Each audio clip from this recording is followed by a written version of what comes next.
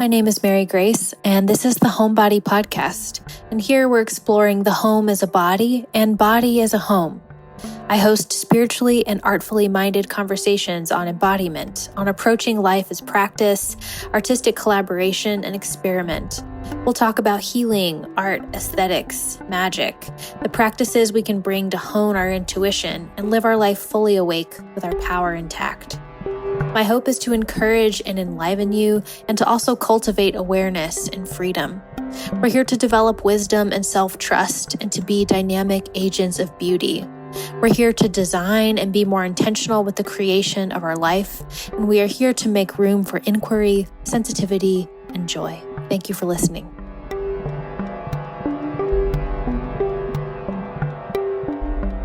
Hi, everyone, and welcome to this week's episode of the Homebody podcast. I'm your host, Mary Grace, and greetings. I know that where I live, things are starting to kind of open back up in an experimental way. We're kind of seeing how that's going. I hope your new moon was what it needed to be, whatever it was for you. My new moons are always kind of intense. I can't believe it's almost the end of May. These past few months have definitely felt a bit like a blur, and I was feeling really emotional over the weekend, and I was realizing like, oh, I haven't seen my friends in like 3 months. So that could definitely relate to a sense of a need for community and friendship, which are so important to me. Kind of the outer things that normally distinguish the days and times and rhythms have really faded in a lot of ways. So for me anyways.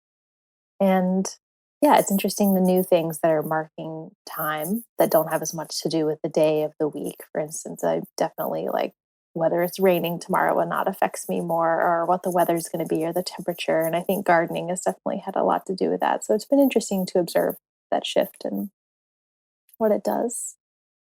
Yeah, I have a solo episode today. I'm going to share about this week's tarot and astrology in a little more depth and parse it out more than I normally would have time to do in the intro, and which I try to keep brief and focus on the guest. But we're going to wander with some direction a bit more, and I feel close to what came through to share with you all, which is always nice. I actually recorded the episode once, and I woke up the next morning and was like, the dates were wrong. I just had these like super random dyslexia with dates, which I've always had trouble with numbers and them kind of moving around, not with words, just numbers. So if that's a thing, somebody can just let me know. Numerical dyslexia, but I'm pretty sure it's real that I have it. So with that being said, for the tarot this week, I pulled a couple of cards, and when I first pulled them, when I pull for the podcast and for you all, I very intentionally set it up for you all. But when these cards first came out, I was like, this must just be my reading.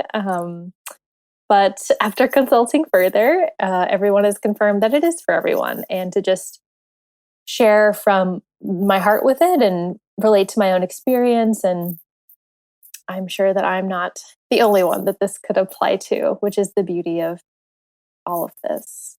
I pulled the Strength card reversed as well as the Six of Pentacles. And in the Strength card, we often see a feminine figure with a lion and an infinity symbol overhead. And in the deck that I'm primarily using these days, there's a woman and a bear. And in this card, I find it often brings up the topics of courage, one of my favorite words. And the word courage, for me, is really about the strength of our heart to be seen and to show up and be true to ourselves. It's kind of about personal integrity and the willingness to stick to what we know is true for us and follow through on what we believe is true for us. This card is a part of the major arcana, and where it falls in this deck and in most of our decks is just after a moment of clarity, achievement, victory. And I like to think of I don't like to think. It is obvious that the woman and the beast are working in cooperation. And there may be one who is doing more active soothing and calling than the other, but they don't have opposing goals. They don't have opposing dreams. They're working with the same needs. But they may have to work together and cooperate together in order to experience those. I'm going to talk about ego a little bit, and I want to disclaim by saying that I am someone who is very pro ego. We have an ego that is essential to our sense of individuation as human beings. That being said, I'm not pro asshole, and I think sometimes those get conflated linguistically when they don't necessarily need to be. So, just to clarify, that the ego that I'm discussing is a necessary helpful function that gives us a mode for getting around on planet Earth, experiencing knowing in a body. And we're here to be embodied and to inhabit ourselves fully. And so those are my thoughts on that and my clarifications. That being said, our ego sometimes, I would say our ego most of the time really loves the status quo. It likes to know where it is. It likes to know what it's doing, how it is perceived, and to manage that as much as possible. And so when our life is in a place where it's fine, like it's really fine, and we could just stay here, kind of maybe we're in a place where some of our external checklists are sustainable. They even feel impressive, like we've, the kind of old, that 1950s idea of like, got the house, the husband, and the white picket fence. And I think that's not necessarily a lot of our checklists necessarily anymore, but whatever is on the checklist for you, it would be that kind of reconciliation.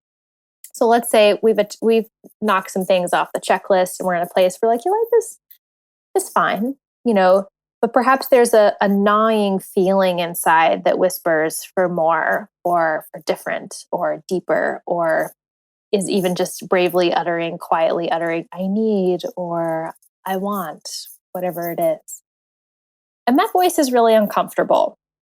There is something in us that wants to kind of push us further into our journey and not pause with where we are. There's a kind of underlying inertia that can happen sometimes in order to stabilize the ego. And I'm not saying that that's necessarily bad. But in the major arcana, there's an energy that kind of pushes us from one card to the next, that pushes us from this sense of victory and clarity and temporary achievement that's like, but what if there's a next step to the journey? And it kind of reminds me of Odysseus on the island of Calypso in the Odyssey, if that's a story that you're familiar with. It's like, oh yes, like I forgot that I was like on a voyage back to my homeland. Like in order to pursue this voyage, I must leave this cush moment of familiarity and comfort and predictability to again embark on this untamable sea that is more dangerous, more exciting, but more precarious for sure, and disruptive to what I know. Disruptive to certainty, disruptive to my ego in a sense that it knows who it is. So I think we can think of the ego in two ways. We can think of the ego as the boat, the vessel through which we are traveling this life. It's necessary to have a container to do that on the open seas. Without a boat, it's much more difficult. We'd probably just be flailing around for a very short amount of time before certainly drowning.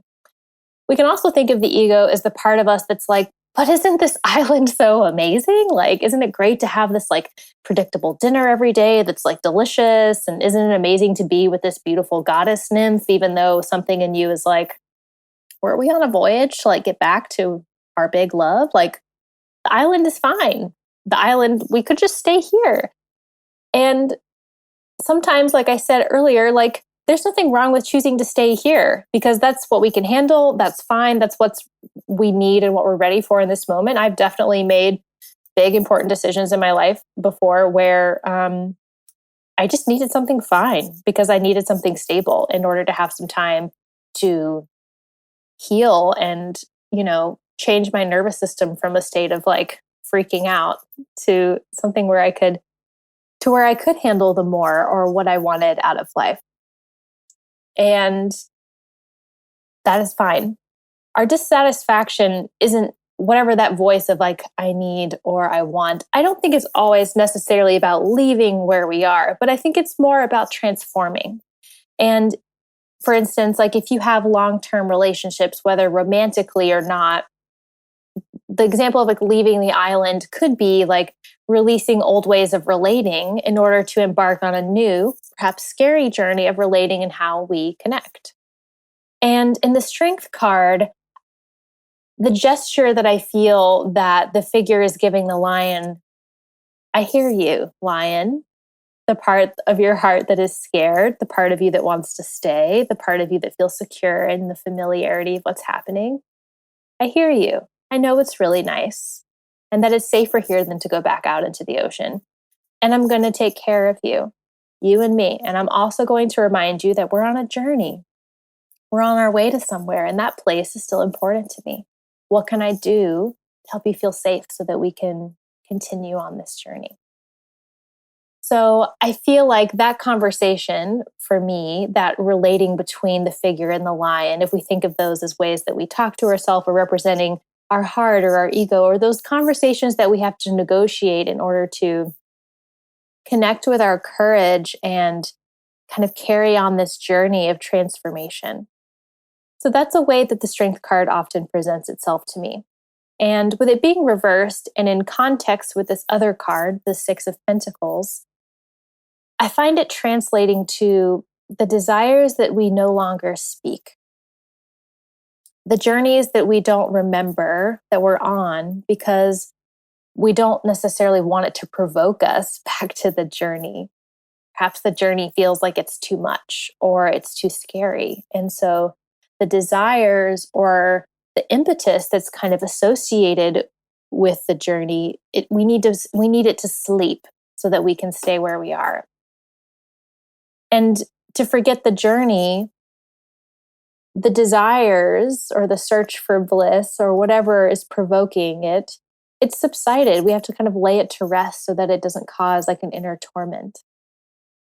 And the lion is like, this place looks great. Look how far we've come. Look what we've achieved. That's enough. Because if the lion were to sit with, but what about the journey? It would have to sit with the uncomfortable call of evolution and transformation. And again, all of that is okay. The Six of Pentacles has to do with measuring and meting out according to what feels available, both what we have the capacity to give and receive. I feel like it also has to do with some of our preconceived notions about what is fair, how much we can give, how much we can receive, based on some measurements that maybe we have adopted or seen others have, or what we've inherited, or whatever those equations and formulas we have internally. There's a negotiation that's always happening with this. Our desire to stay, our desire to transform, our desire to give, our desire to receive. These kind of back and forth things that in their effort for balance, it's not really about equally weighted scales. It's about ongoing negotiation and assenting and dissenting and saying yes and no at different times. I found myself sitting on the back porch the other day and just feeling this deep feeling, and I couldn't quite articulate, like, what is this thing that's kind of trying to communicate with me? And I sat down to write, and most of what came out was like, I need awe. And that's a pretty deep, guttural soul life experience, I think. It's not like, oh, I go to the grocery store and pick up some awe, you know? And I'm bringing up this example because the major arcana, which the Strength card is a part of, has to do with our overall soulish evolution, I think. They're a kind of grand meta narrative. And the desires that pertains to are these deep needs of like, I'm here to experience capital B beauty. I'm here to feel awe of what it is to be alive. And then the Pentacles brings up this very bodily, more micro narrative concern. For instance, for me, it's like, well, I feel kind of overwhelmed. And feeling overwhelmed is something that I have to work with and like integrate in this life because it seems to happen rather easily. So it's something that I negotiate and work with. So we have this soulish desire of awe, and then we have this kind of bodily negotiation of like, but I'm overwhelmed. How can I be overwhelmed and hungry for awe at the same time? Isn't awe like an overwhelming pursuit? What needs to happen in my bodily container and my ideas of what I'm capable of giving and receiving in order to pursue awe? When the ego is like, ugh, So it's implying that like my capacity to receive and hold what I receive, my earth, my pentacles, they need to expand or change in some way. I must accept a journey. So what does the reversed strength need? What does that scared ego need to be in order to make room to listen to our heart, to conjure up the bravery of our heart to transform or move on, move wider? Does it need soothing? Does it need conversing or breath? Maybe it needs baby steps. Maybe it needs therapy or friends or herbs or beauty or confidence. The answer is going to be different for all of us. But I would argue that the answer is definitely not control. I think control is not the strength that this card is talking about. Control is when the ego gets to rule and then the soul is subsumed for the sake of order. And I think the card is inviting us to the opposite of this.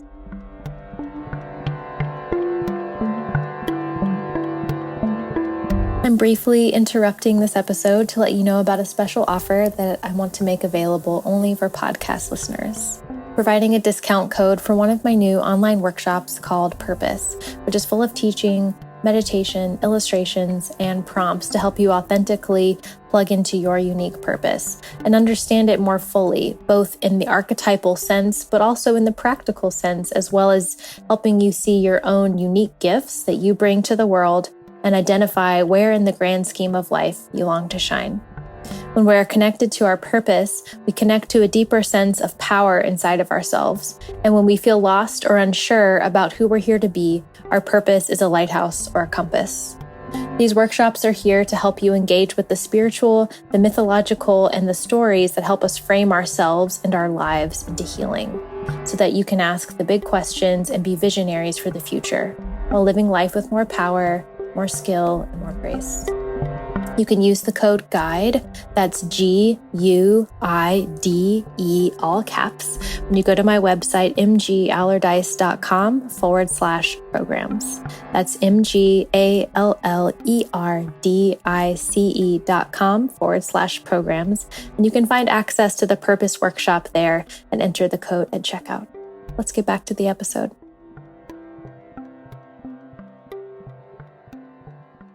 But in order to increase our capacity to give, to receive, or kind of change the orientation that we have to those dynamics, something must shift in how we're relating to the desires, to the heart, to the ego.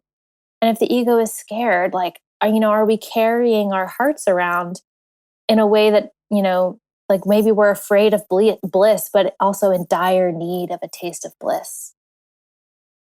And so if I tell myself, there's not enough, or it's not there, or this experience is really fine, those are all perfectly valuable stories. And if they are yours, especially in this moment, then hold them. But if they're not your stories and you tell yourself, there is not enough, it's not there, or this place is really fine, when something in you is provoking a journey, then that's kind of a way that we're just choosing to not deal with the lion and call up that courage. It's like, I don't have to deal with the fact that my heart wants it if I can keep it silent or quiet. If it's not even on the table, I don't have to worry if it's something that I want to eat. And so it's an invitation that threatens the status quo, which is, again, an invitation that threatens the ego because it involves change.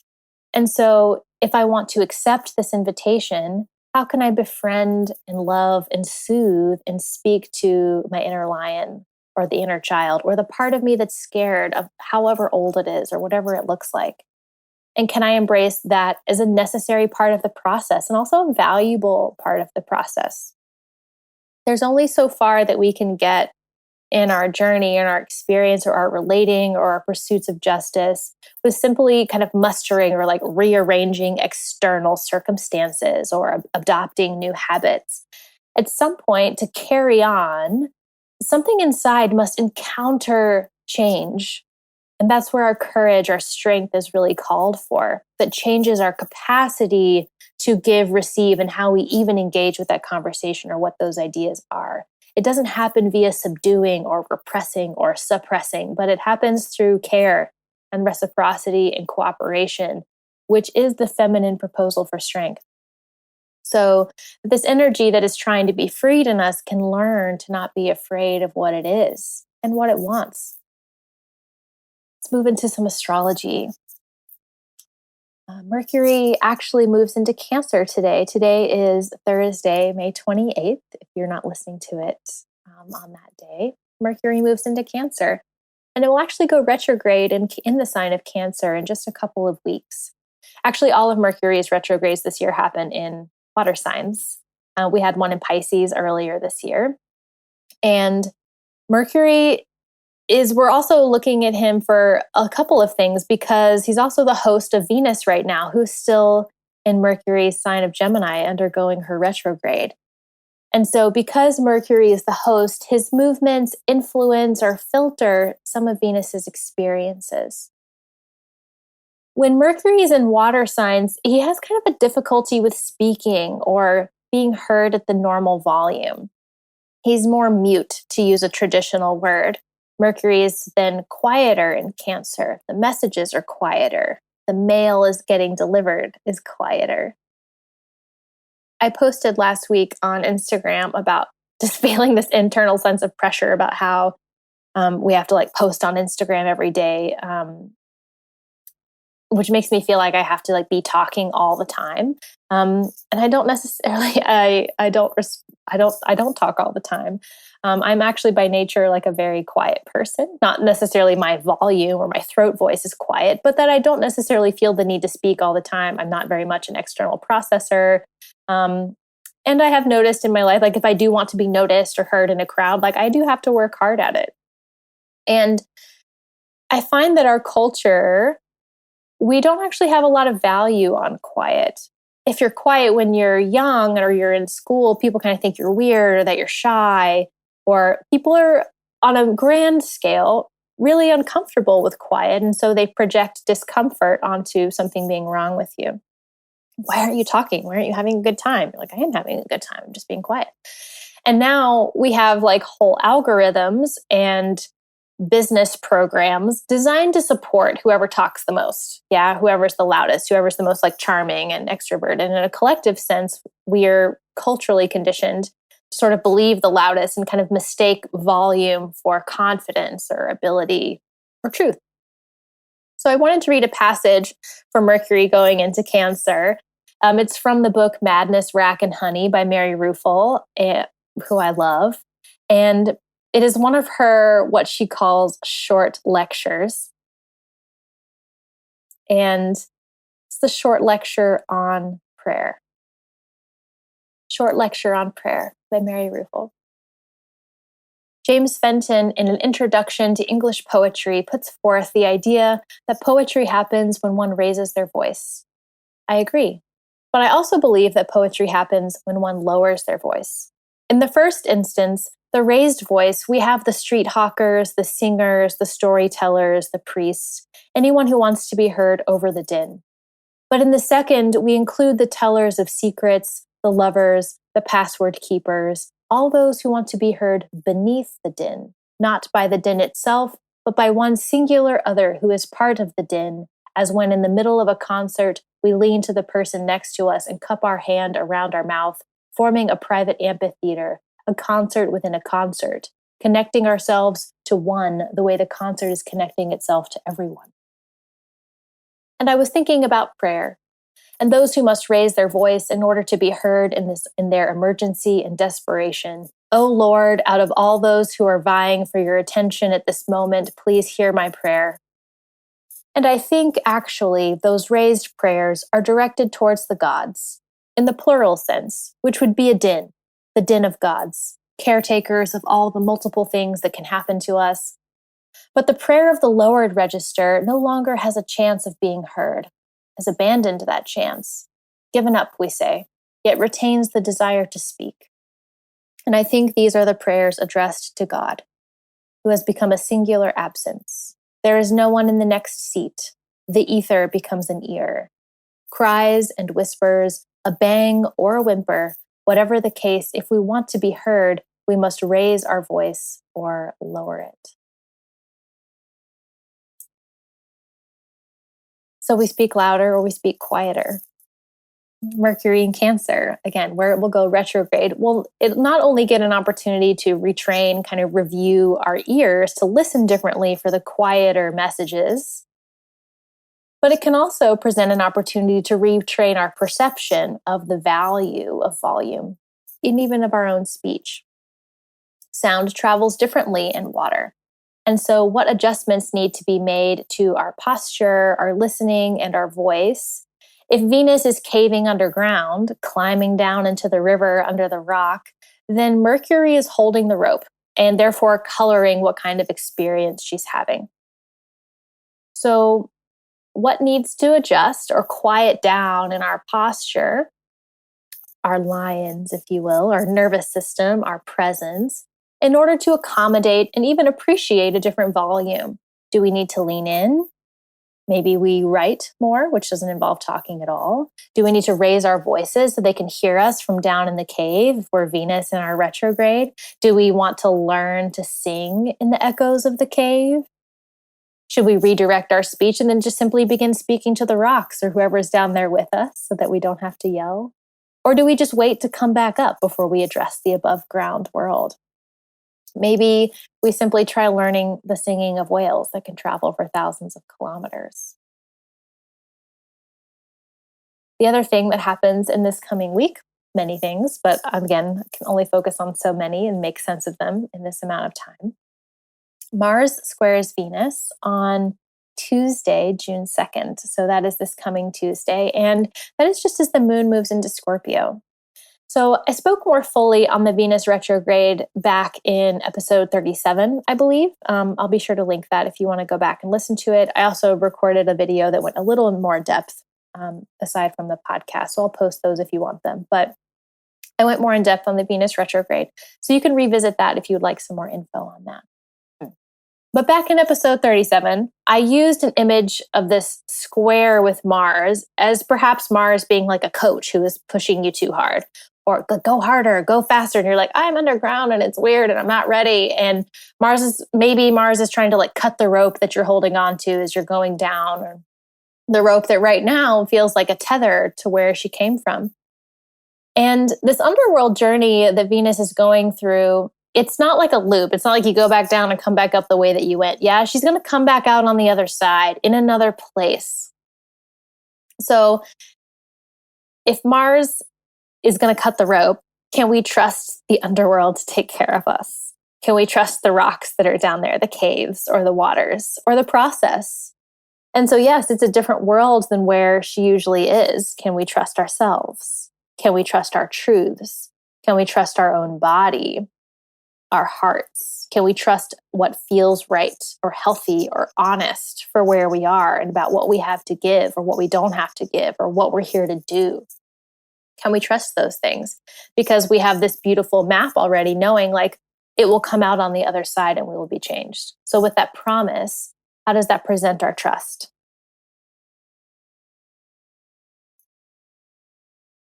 On June 3rd, which is Wednesday, Venus will conjunct the sun, which is a sort of climax to this underground retrograde journey. If Venus has gone into the retrograde to meet someone, in the underworld to meet someone, it's the sun. The initiation has taken place. She's down there, the steps descended at that point, officially in this state of like undoing and otherworldliness, perhaps vulnerable or scared. But we already know that she'll emerge as this powerful warrior of the morning star in just a few weeks. So again, knowing that promise, knowing that map, how can we approach this meeting of change? It is the moment that Venus conjuncting the sun, that is the moment of transformation. It's the moment that she came down there for awe, which is bliss, which isn't just happiness, but everything. Kind of burned by the sun and changed on the other side. And if this moment, if you find yourself most tired, most raw, or burned, or descended, now maybe you're meeting the golden fires of the sun. And in some Babylonian myths around Mars, Mars actually is an initiator into the underworld. He breaks the rules. He's not scared when he probably should be. And so it is perhaps interesting that the Mars square with Venus is happening the day before she conjuncts and meets the sun, as if he's sort of helping her get to that meeting with his bravado or his disregard for the rules. Perhaps Venus is like, I got to get out of here. Like, I miss my order. I miss my voice. I miss my couch. Maybe it wasn't as powerful as I wanted to be, but at least it was safe and familiar. Back to that journey on the island. Like, I miss my familiar ways of like loving and relating. I miss feeling safe in my white fragility. I miss the old constructs that helped me know where I stood. I miss my safer conversations. I miss, like even if my cup was small and I felt like I needed more, like at least I knew the size of the cup and that I could handle it. I was thinking of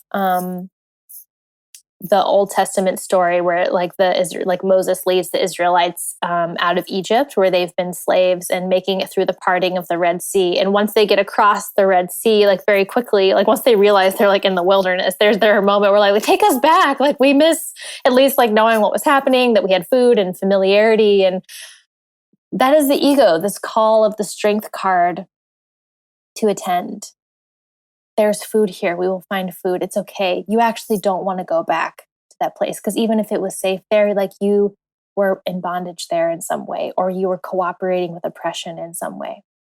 So perhaps the bravado of the initial moment, like the ego loves these kind of will resist these kinds of sustained experiences. If there's a bravado of like a quick achievement that feels great and kind of bolsters the ego, then that can usually work. But if there's a sustained change and evolution happening, there's probably going to be this moment of like, oh, what have I done? This feels unsafe. Can we please just go back?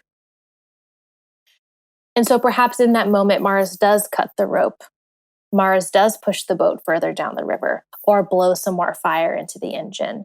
Carry on we shall. That unspeakable kind of invisible force that feels malefic at the time, but nevertheless pushes us forward on a journey that maybe we would have turned back on if left to ourselves. Maybe we wouldn't have just kept going if we didn't have that push. So Venus is going into the underworld. She's down there to make the cup bigger, to reorient her relationship to that Six of Pentacles conversation around what is the capacity to give and receiving, and what is my equation or formula for who gets to give and receive. Increasing the size of the cups. What can I hold? What can I channel? What can I give? What can I justify? What do I relate? How do I understand? She's there to have that and changed and transformed and re-understood. When I was thinking about awe this week and kind of leaning into what that actually looks like, I thought I would give you all a poem for the underworld. This poem has been a space holder for me for many, many years. And it's been on my wall, it's been on my nightstand, Rilke's Book of Hours. And in the poem, it says, let everything happen to you, beauty and terror. And I think like that, if there is a definition of awe, perhaps it is that, the beauty and the terror. And in these courageous moments, I find that they do often go together, and how that doesn't discredit them, but perhaps just confirms that that's what we're in pursuit of. So I'm going to read that poem for you because I think it's a good poem for Venus's journey and where she is right now, a good poem for the underworld. This is the translation read by Joanna Macy. God speaks to each of us as he makes us, then walks with us silently out of the night. These are the words we dimly hear. You, sent out beyond your recall, go to the limits of your longing. Embody me. Flare up like a flame and make big shadows I can move in. Let everything happen to you, beauty and terror. Just keep going. No feeling is final. Don't let yourself lose me. Nearby is the country they call life. You will know it by its seriousness. Give me your hand. A whisper for Mercury going into Cancer. So where is the awe calling to you? Or whatever it is. What is it drawing you towards? What are your dreams for the future calling to you in this moment? And what conversations, what strength needs to be conjured or conversed with or soothed or brought up, put into the mix of the cauldron in order to stay true to yourself and honor your truths and your journey, what you're here to do and who you're here to be. Which, when we're in the underworld, those things can start to feel very blurry. So I hope these thoughts have brought some food for you. And if they don't, of course, you may leave what doesn't nourish. But that is what I have. We have a lot of eclipses coming up. So we're kind of entering an eclipse season. So my friend Michael will be back on the podcast next week, and we're going to be talking eclipses in preparation for this summer season. So I'm excited about that. So make sure you tune in next week. If you want to know where these retrogrades and waters are happening in your chart and some more personalized ways to navigate them, this is your last chance to book a $30 for 30 minute session with me, where we would just specifically cover the transits of the summer, the retrogrades of the majority of the planets, as well as the eclipses coming up in the next month, and then also the new nodal axis that's shifting. So the last date to get online and book that will be May 31st, which is this coming Sunday. Also, if you like, I send out prompts every week for collaborating with the week's astrology. And so if you would like that for yourself, I'll have a link for that below as well. And I invite you to be well, to befriend your strength, which is your courage and your heart, and to listen to that befriending journey that comes to meet you, and listen for the whispers. So we'll see you next week to talk about eclipses, and see you on the other side. Thank you so much for listening. If you enjoyed the conversation, please leave us a 5-star review, subscribe to the show, and consider sharing the episode. I would love to hear your thoughts. Feel free to tag me on Instagram or send me a DM. I would love to meet you and hear what you thought about the conversation. And we'll see you next week.